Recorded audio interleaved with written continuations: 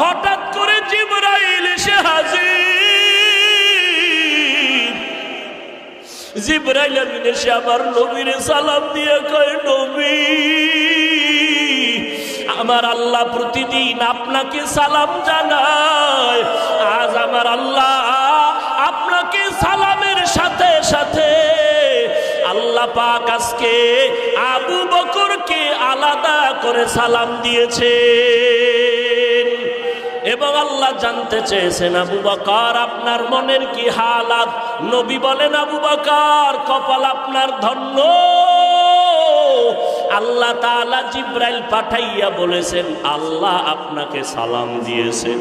আবু বকর কান্না করে করে পাগলের মতো, আবু বকর আপনার মনের কি হালাত আল্লাহ জানতে চেয়েছেন। আবু বকর কান্না করে বলেন, ও দয়ার নবী